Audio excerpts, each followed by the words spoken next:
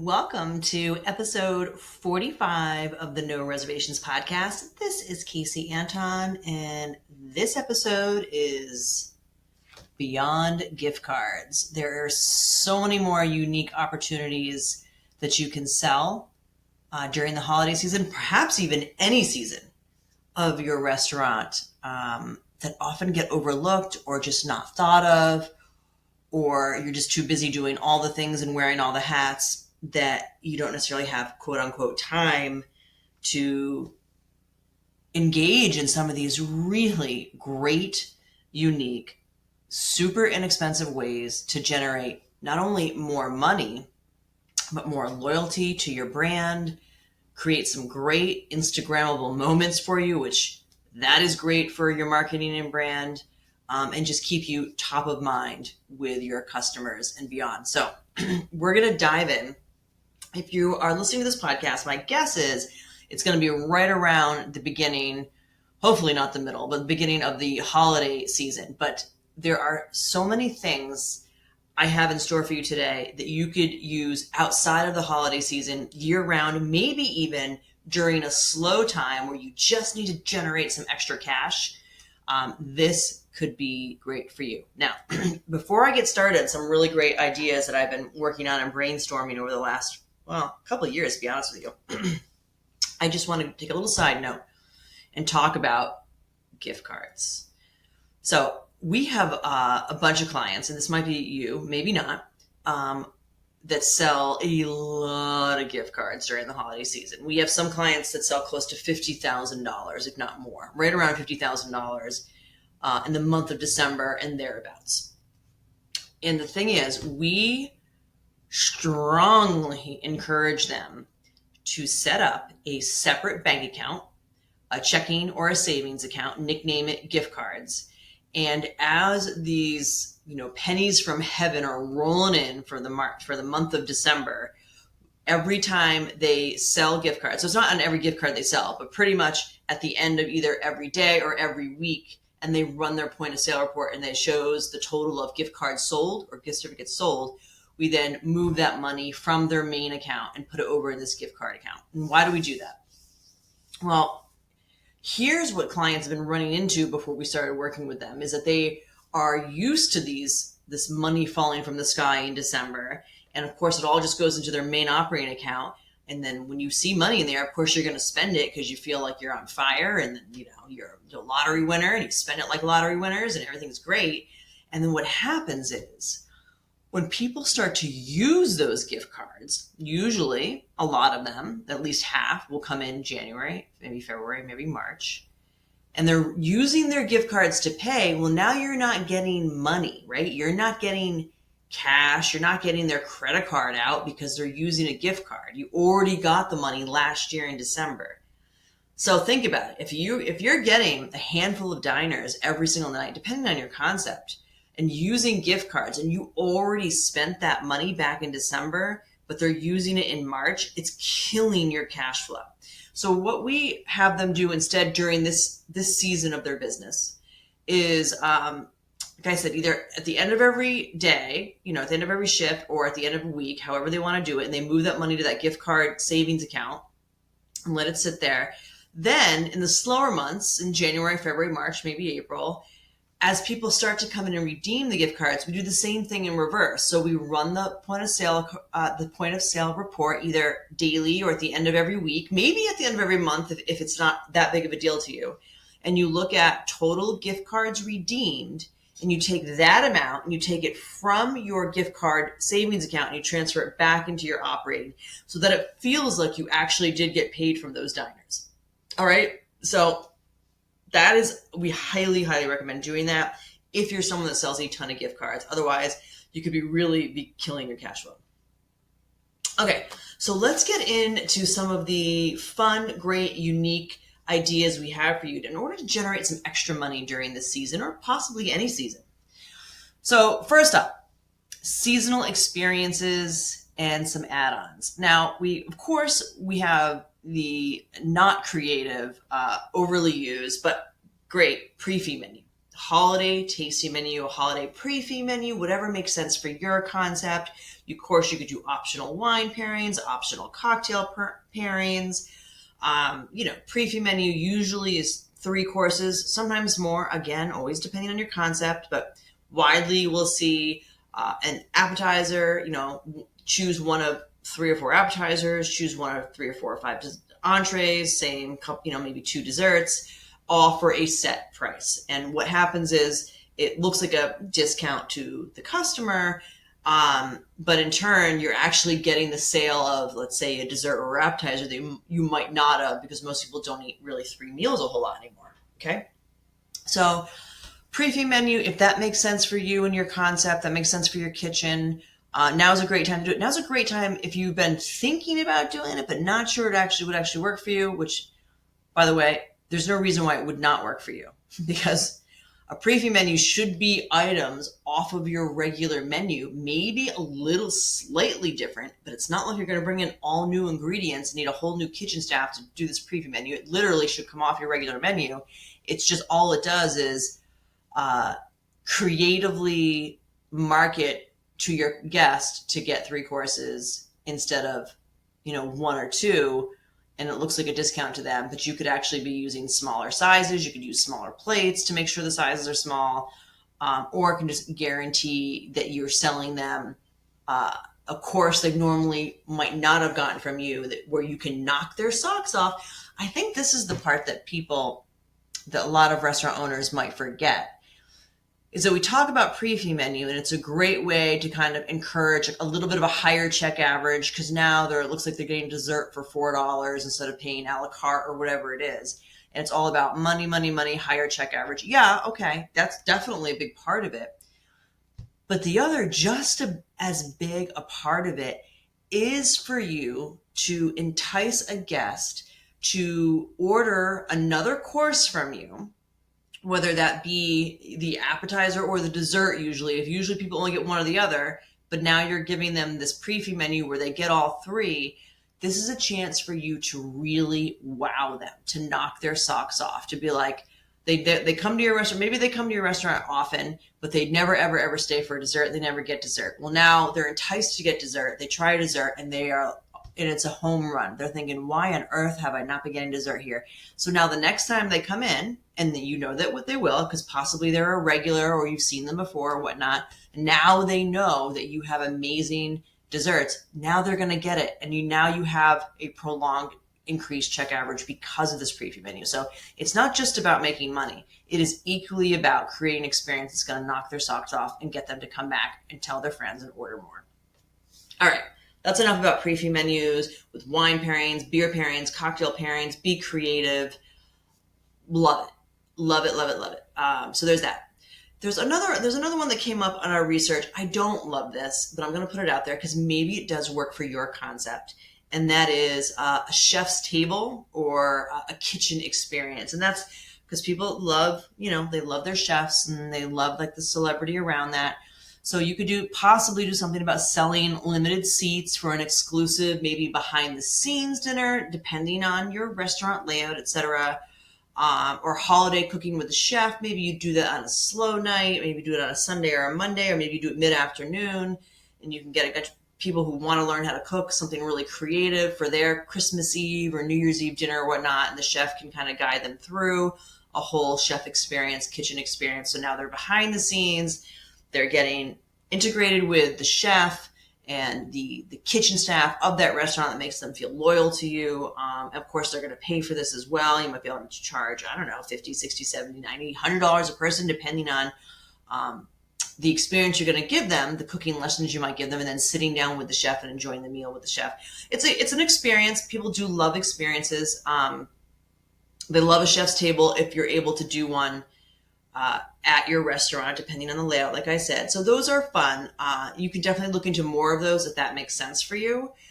I am sort of at this point steering away a little bit from those in terms of just this podcast, only because certainly with how it was in my restaurants and the ones that we work with, the chefs really need to be focused on, overseeing the kitchen during this busy time. So they don't really have time to do these extra experiences. That's normally what I see, But if that's not your case and you have a full staff that can take care of it and a chef that does have freed up time because you're able to overstaff for these busy nights, then maybe it does work for you. So figure out what works for you.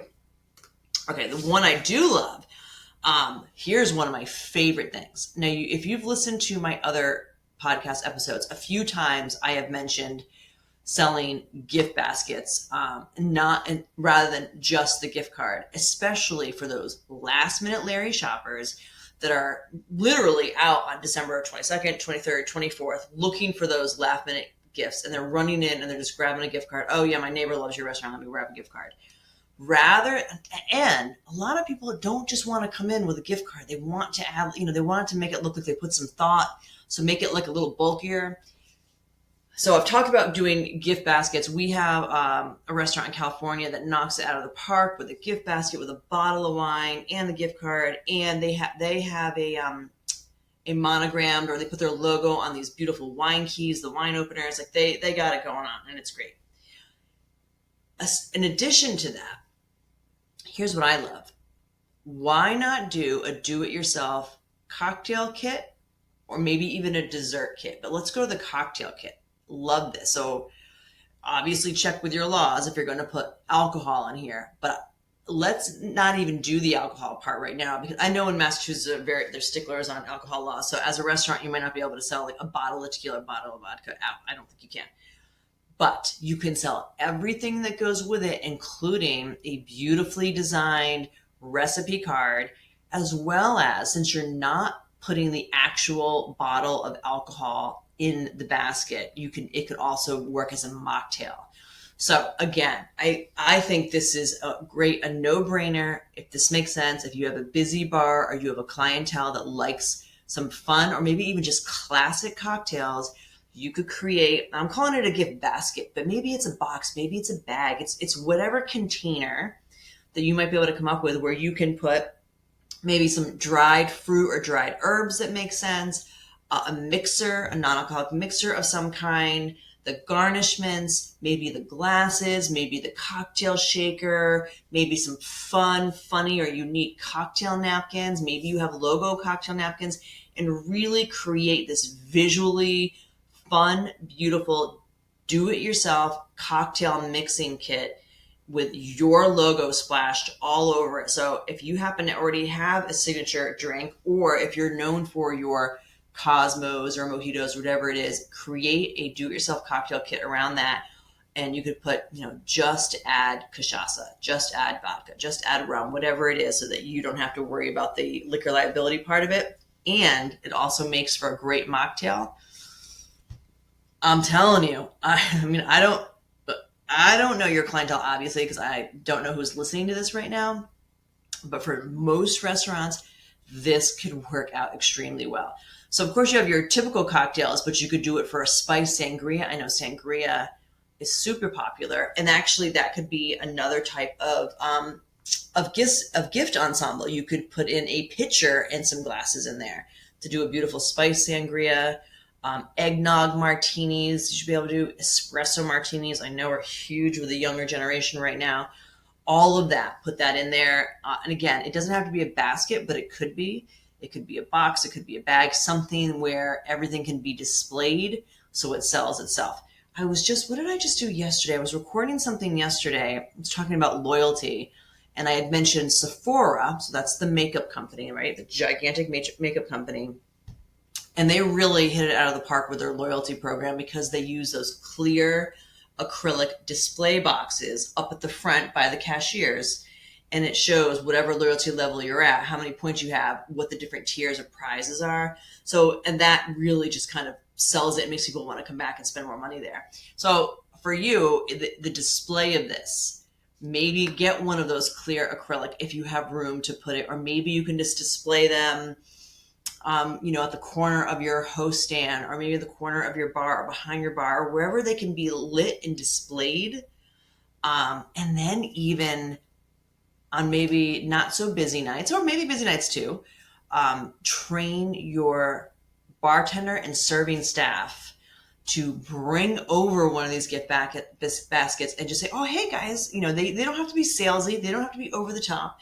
they could just, and I wouldn't call them guys, by the way, that drives me nuts. They could go up to their tables, maybe ones that they have somewhat of a rapport with, and just, oh, I just want to show you guys, not you guys, I don't know why I keep saying that. Just want to show you this new gift basket or this new do-it-yourself cocktail, whatever you want to call it, gift box that we designed this year that we're starting to sell. And they can possibly hand sell, or just, hey, I just thought it was interesting. I thought it was cool. What do you guys think? Do you think we're going to sell a lot of these? Oh my God, I just said guys again. Please take that out of your repertoire. It drives me nuts. I don't know why I'm saying it. So, all right. So that's enough. You get what I'm talking about. I think that's a home run. In addition to the do-it-yourself cocktail or mocktail kits, you could certainly do dessert kits. In that, you could make look much more custom. So you could portion out the flour, the sugar, the anything. You could portion out the entire ingredients for whatever it is: gingerbread, holiday cookies, possibly tiramisu. Although obviously there's some wet ingredients you're not going to probably put in there, but you can portion out in your own, jars. I mean, you can go on Amazon and find the most inexpensive, really adorable little jars, little ramekins, things like that you can put together inside a beautiful basket or box. Or actually, if it's a baking thing for the dessert kit, it could be a pie dish, a bread pan, and you could put it in there. I know I would love getting that for my restaurants as well. So dessert kits, do-it-yourself dessert kits, using the actual baking pan or serving pan or whatnot. With the cocktails, perhaps you can use the pitcher if you're going to do sangria as the basket instead, and make it look visually beautiful, and throw a gift card on top. If they don't have to buy the gift card, they could just buy the whole thing for $29.95 or whatnot, and then add a gift card to it. Great ways to not only have possibly available all the time, but certainly during the holiday season, and get some feedback on it if you want to bring it back for other parts of the year. All right, moving on. Partnerships and community tie-ins. So you can partner with companies. We have florists, breweries, chocolatiers, maybe even boutique shops for wraps if you have a historically cold place, blankets if you're trying to really prolong the outdoor dining and you want to offer a basket of blankets. I love it when I see restaurants do that. You could bundle things together. So again, we have a restaurant on the West Coast, and they do this through the open table reservations. So there's some customization there if you happen to use a reservation system, where when someone makes a reservation, it pops up, oh, did you want to, it's a special occasion. Would you like to add flowers to the table? Would you like to add a preset bottle of champagne or bottle of wine, et cetera, et cetera. So that would be a great idea to do this with partnering with local florists. I love that. Chocolatiers, maybe even if you don't have a lot of capacity to do baking and desserts, maybe even a local baker that can do holiday cookies or whatnot that you're bringing in, and you can help to partner with them. You can bundle things together in terms of people making reservations. You can either hand sell it or put it on your reservation software. Hey, would you like to add this to your reservation? They've had this West Coast client that I'm talking about that started doing this about 6 months ago. Couldn't believe the great reception they had, and they sell a lot of flowers doing it this way. Excuse me, which has just been phenomenal for them. So they're really going to ramp it up this season.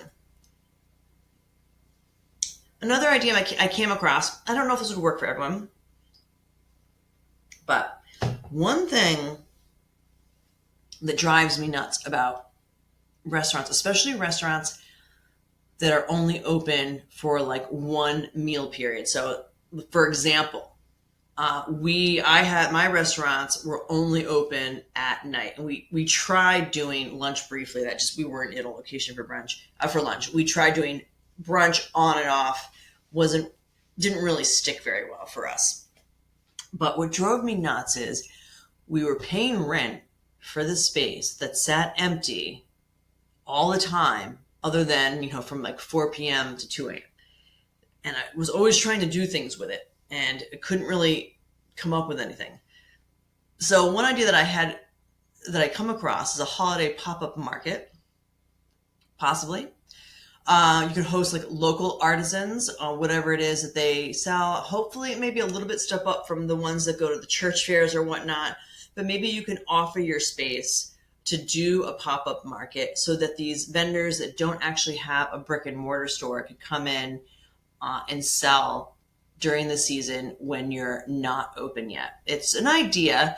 I don't know how feasible it is depending on obviously the setup of your restaurant, where you are, if that makes sense or not. But I do want you to think about that. This is probably for a different episode. But if you are paying rent and your restaurant sits empty for quite a long period, and I'm not talking about the sleeping hours, like other than that, think about that. You're still paying for it and it's not being used. So whether you can rent it out to somebody else or find ways to make money off it, doing things like that, like a pop-up market, like host an association, maybe find a networking group, things like that. And especially around holiday time where artisans want to sell their crafts and are usually kind of stuck at craft fairs, maybe you could do offer them a space. And certainly you could probably sell coffee and, hand food there and make a little bit of money off it as well. You could charge a small vendor fee, so that way you can also vet your vendors. It might work. It might work out. And the more that I talk about it, the more I'm like, oh, I really do kind of like that idea. I'm already thinking of some restaurants I have in mind that would probably do really well with that. The other thing that just kind of came up, this is more of a charity thing. So I don't know if it's going to fall under some of the other topics I have. But I guess in Boston now, there's a bakery chain called Flour, Flour, by Joanne Chang. She's a great job. I've always been a fan. From the original Flour, I've always been a huge fan of what she does there. And now she's got a bunch of locations around Boston doing extremely well. Her most recent location is on Boston Common, a building that I don't even know was being used before. And from that, she has created this cake potluck event, and it's for charity. But you can register to bring in, like if you think you have a recipe for some great cake, you make your cake and you bring it to this potluck.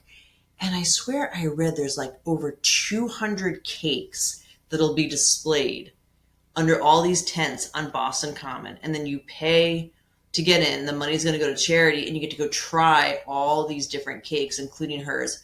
I tried it. I was like, this is amazing. And I was sold out. I think it sold out almost immediately. So I couldn't get a ticket for it, but what a great idea. Plus, I love cake, but I really do feel like cake is like making a resurgence right now. So maybe you could do something. Maybe you can do a cake potluck of your own or something like that, and have people come in and try it. All right, let's move it on. Upselling and take-home options. So I love this. I always love people who do a good job at selling takeout and who do family meal packages. I don't think enough do this yet. And again, I'm not talking about reinventing the menu or creating a new menu. I'm talking about finding a way with the ingredients that you already have in-house, being able to create a family meal, especially during the busy holiday season, but anytime where someone come in and pick up their, family of 4, family of 5 meal set and not have to worry about it. I think it's a no-brainer, and you can charge quite a bit and get away with it because you are saving that family from having to go to the grocery store, having to prep the food, having to cook the food, having to clean up from the food, possibly even having to fight with their kids to eat it. So holiday family meal packages, these are ready-to-go meals for holiday gatherings, including the reheat instructions, so a beautiful branded card explaining how to reheat it, how to plate it if you want, and this is so families can enjoy your restaurant at their table. And when you sell in bulk like that, you should be able to make some really good margins. It does not have to be offered and plated like you do. If your food is even somewhat on the fancy side, you do not have to do that. You can literally sell, a small sheet pan of chicken, mashed potatoes, and a vegetable. And the people will be over the moon because they didn't actually have to cook it themselves. It is a win-win-win all the way around. So highly recommend, without stressing out yourself or your staff, but coming up with a holiday family meal packages that could really, and pre-ordered, probably not like a week in advance, like a day in advance, pre-ordered, so they just pick it up the next day, then you're already expecting it. I love it. And then, of course, there's catering and party platters. So upselling party platters, position trays of appetizer, desserts, or cocktails to go for office parties and family gatherings. That's all just catering. And if you are someone that shies away from catering during this busy time because you don't feel like you have a bandwidth for it, all I would say is try it from a new perspective. Figure out a way where you can make doing this a lot easier for you and your staff versus just saying no, because it's money on the table if you're not doing it. And you could create party menus that you can prep all the things, let's say in the morning, early afternoon, and then the kitchen and be out of the way so that when your dinner crew comes in to prep and produce the dinner service, they're not in each other's way. I think that's a win-win. You could do that for the holiday family meals as well. So more ideas. You figure out what works for you. I'm just throwing ideas at you, and you can back them down. I hope you don't. I hope you take them and just look at them from every angle and see what you can make stick for you. All right, a few more. Upselling and take-home options. Oh, no, I already did that one. Events and entertainment. Okay. Yeah, so these are just ideas for theme nights, if that makes sense for you. I know some of the casual kind of bar and grill places around here do a lot of these, and they tend to bring in a lot of people looking for a fun thing to do. Of course, we have the ugly sweater parties, holiday karaoke. You could do trivia. I know there's some places who started doing trivia in the last couple of years here that are packed on those nights. Maybe charge a small cover charge or offer a simple prefix or have a minimum. Theme nights can be fun. Charity tie-ins to partner with a local food pantry or toy drive, of course. You could also partner with another organization and offer proceeds of that sales night. Like Chipotle does that a lot. Some of the other chains do that here, where they'll donate a portion of whoever goes to eat there on that day back to the school. Brunch with Santa or Brunch with the Grinch. That makes sense for you. Kid-friendly event that sells out fast and builds community goodwill. They would love that. All right, finally, here's some marketing-driven specials that we're brainstorming here at the office. So holiday countdowns. You got to be ahead of the game here, but these could really work. The holiday countdown special. So each day in December, feature one unique special, and you're going to promote that on social media. So it doesn't mean that you only sell that thing on that one day, because that would be kind of ridiculous unless you sell out of it, then it works.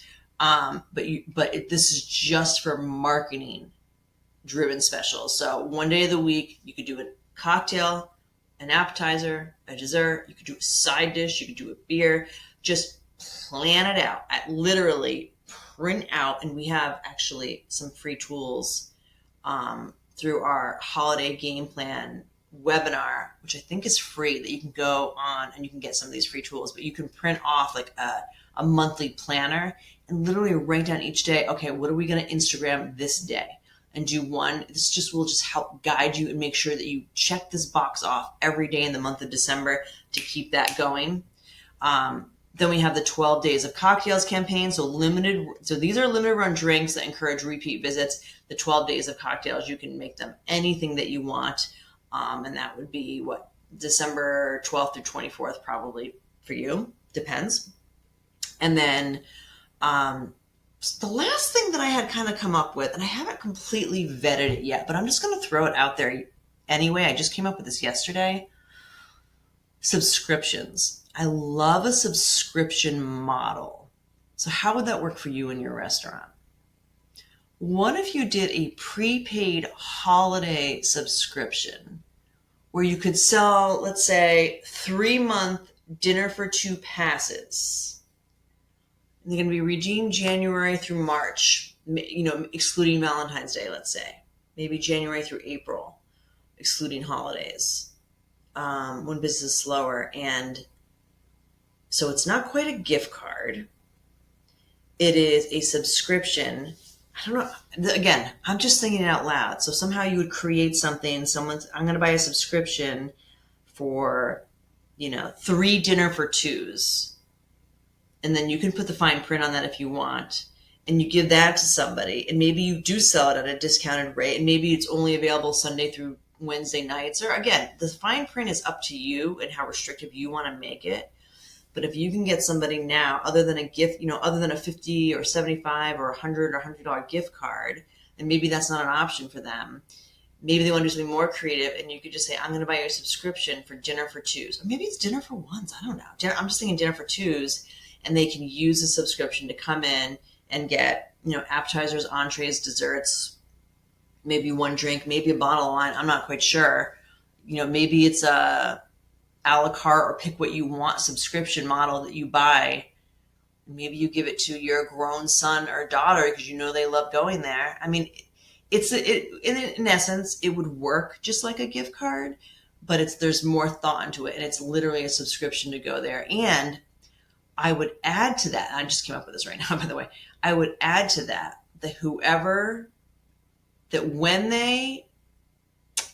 when the person who has the subscription goes to make the reservation, I would say they need to tell or put it on their reservation somehow that they are a subscription holder, something like that. Maybe you come up with a unique name, and then you really roll out the red carpet for these subscribers. So somehow make it, in order to use the subscription, they need to call ahead, or they need to, put something on their online reservation so that oh, it's a subscription coming in.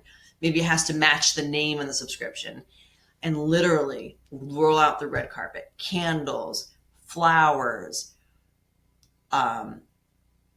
amuse-bouche, complimentary dessert, whatever it is, like fawn all over them, make them super VIPs. Now that could be a really, really fun gift to do. Okay, that was a long one, but gifting is my love language, and I had a lot to say on that, and I hope you get at least one or two fun, eye-opening things to do in your restaurant from this episode, and I'm going to wrap it up right now. I would love your feedback on this. I would love you to share this with any restaurateur that that could benefit from this, anyone thinking about owning a restaurant, or even just share it on your social media, and maybe somebody will latch on, grab in, and see what's in it for them.